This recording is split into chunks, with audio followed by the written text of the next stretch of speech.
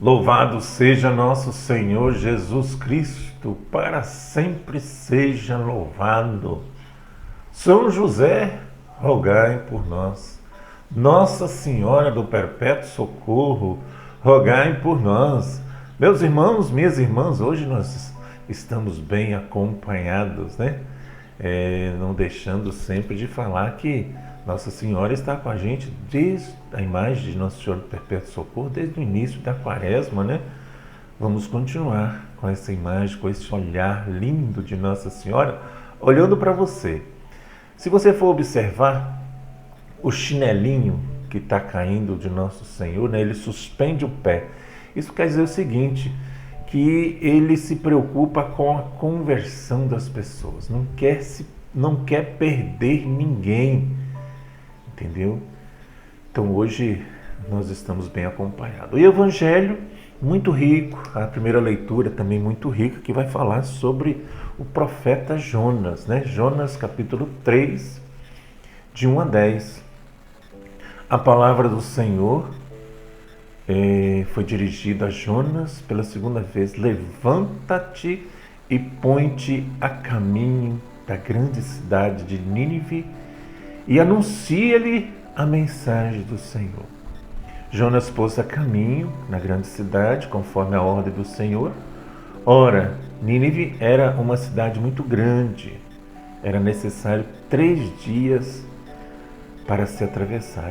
Jonas entrou na cidade, percorrendo o caminho, né? E pregava dizendo: ainda 40 dias e Nínive será destruída.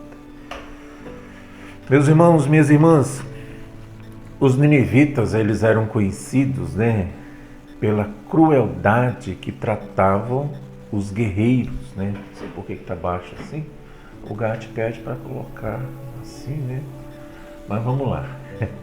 Então, eram conhecidos com quem tratava os guerreiros capturados, muitos dos quais eram cegados, furavam os olhos deles para que eles não fugissem. Olha aonde Jonas vai. A palavra de Deus diz assim, né?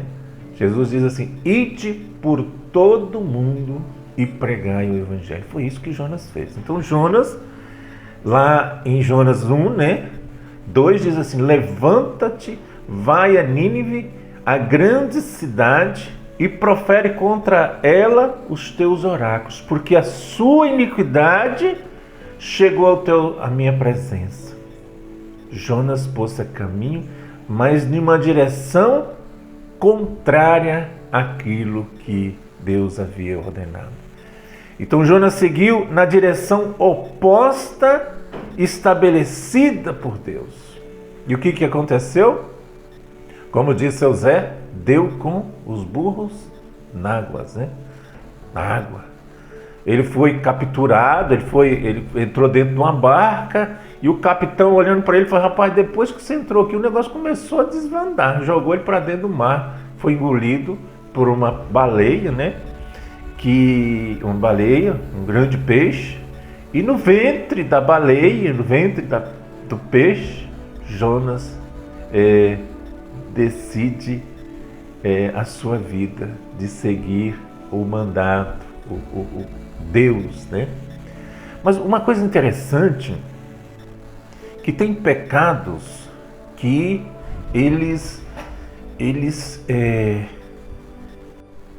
e quais são esses pecados que abrandam o céu, né? Entre os pecados mortais, há 4 que são também graves, que Deus os castiga nesse mundo. Esses pecados que clamam ao céu são, que chegam ao coração de Deus, né? Primeiro, assassinato dos inocentes. Quantos crimes, quantas organizações criminosas que temos no Brasil, que temos na nossa cidade, onde aqueles pistoleiros ganham dinheiros para tirar a vida das outras pessoas. Segundo, oprimir as viúvas e os órfãos, explorar, né? defraudar o trabalhador no seu salário. Quantas pessoas na nossa região, principalmente no período da panha do café, onde o trabalhador é oprimido, é explorado, ele sai devendo aquele lugar. Mas eu digo a essas pessoas que a mão de Deus pesa sobre essas pessoas, os frutos do seu trabalho não vão para frente.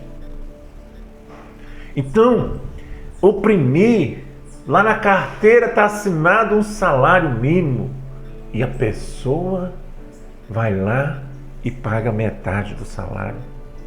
Sodomia, homossexualismo, entendeu? Então, meus irmãos, minhas irmãs, esses são os pecados. E esse pecado que acontecia em Nínive mexia com o coração de Deus. Atacava o coração de Deus. E Jonas, né? Ele foi em uma direção contrária. Ele ficou com medo. E assim, os ninivitas, eles eram pessoas más. Mas Jonas, ele foi e pregou o evangelho, passava nas pessoas, passava em direção, falou assim, converta, porque senão a cidade vai ser destruída, né? Obedeceu a Deus. E lá diz, os ninivitas se afastaram do mau caminho, fizeram penitência, e Deus, vendo isso, compadeceu-se e suspendeu o mal. Às vezes, meus irmãos, eu vou até adiantar aqui, que eu escrevi no final aqui, eu gosto muito de escrever, não sei se você já viu. Muitas pessoas, muitas mães, muito pai, muita mãe, muita esposa, muito marido, tem muitos filhos, né? Tem lá alguém que precisa se converter, que está num caminho mau, mas não faz penitência. O que é penitência? É falar menos, e rezar e ouvir mais. Penitência, principalmente nesse período da quaresma.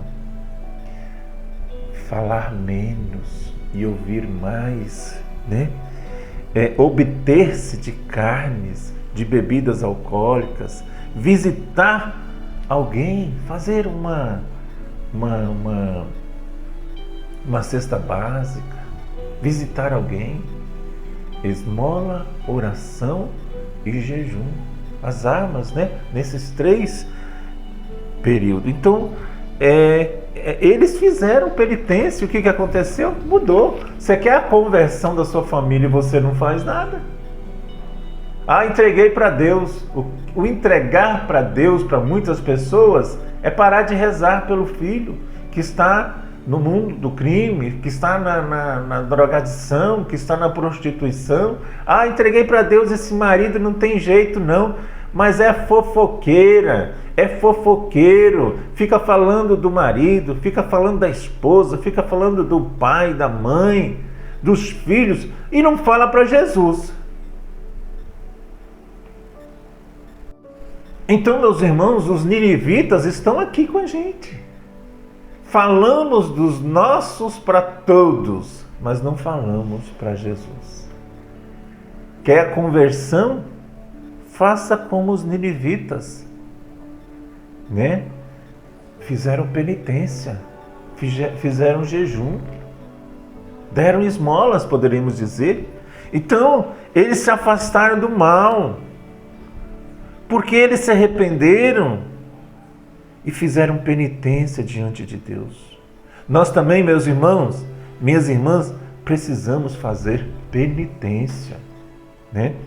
Olha só o salmo de hoje, esse Salmo 50, ele vem sempre nesse período da quaresma, né? Que diz assim: tende piedade, ó meu Deus, misericórdia. Na imensidão de vosso amor, purificai-me. Lavai-me todo inteiro o meu pecado. Apagai a minha súplica. Esse salmo é uma bela oração a Deus pelos nossos pecados. O evangelho de hoje, né, que vai falar também de Jonas, e as pessoas pedem um sinal e Jesus dá o exemplo de Jonas. Lucas 11, 29 a 32. Naquele tempo, quando as multidões se reuniram em grande quantidade, Jesus começou a dizer: essa geração é uma geração má. Busca um sinal, mas nenhum sinal lhe será dado, a não ser o sinal de Jonas. Com efeito, assim como Jonas é um sinal para os ninivitas, assim também será o Filho do Homem para essa geração. No dia do julgamento, a rainha do sul se levantará juntamente para os homens dessa geração e os condenará, porque ela veio de uma terra distante para ouvir a sabedoria de Salomão. Aqui está quem é maior do que Salomão. No dia do julgamento, os ninivitas se levantarão juntamente com essa geração e a condenarão, porque eles se converteram quando ouviram a pregação de Jonas. E aqui está quem é maior do que Jonas. Muito de nós nos convertemos através de pessoas humanas do que do próprio Deus, assim como fala Jesus, né? Essa geração má, pessoas má, né? Essa graça, né? Essa graça de Deus de nós termos esse período da quaresma e vivermos bem essa quaresma, praticando os 3 tripé: oração, né? Esmola e jejum. Fazer penitência, né? Como diz lá aqui a cidade de Nínive. Essa geração é uma geração má e perversa. Em toda a sociedade há 3 tipos de geração. A primeira, a geração dos bons, dos justos, né? São todos aqueles e aquelas que, mesmo diante de tanto barulho, diante de tanta injustiça, de tanta maldade, buscam viver o amor de Deus ao seu lado. São a geração dos bons, que mesmo diante da provação, continuam firme, buscando a Deus. A segunda geração é dos medianos, dos meio-termos, aqueles meia-boca, poderíamos dizer, né? São todos aqueles e aquelas que nem fedem, nem cheiram, como diz mamãe. Fulano de tal nem fede, nem cheira, né? Então, meus irmãos, minhas irmãs, o que se refere à prática da fé. Não buscam a Deus, né? Preferem jogar toda a culpa diante das situações de maldade para Deus. A terceira geração dos maus, dos perversos, são todos os que assumem a postura de pessoa má, aquele pecado do assalariado.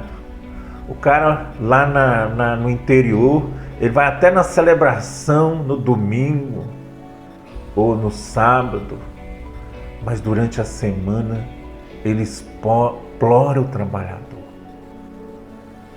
Deixa o trabalhador, por isso às vezes a justiça, né, a polícia vai lá e vê pessoas que vieram de outras regiões sendo escravizadas. Isso no passado as pessoas matavam, pagava a pessoa aqui, mas lá na porteira já tinha alguém para fuzilar aquele senhor. E essas pessoas não, desculpa falar, hoje morreram e como não vou falar, talvez vou até julgar, né? De repente elas até foram salvas, mas pelos frutos você conhece a árvore. E essas pessoas estão hoje lá no quinto dos infernos. Essas pessoas que exploram o trabalhador principalmente, que são os pecados, né, que eu falei, que brandam o céu. Entendeu?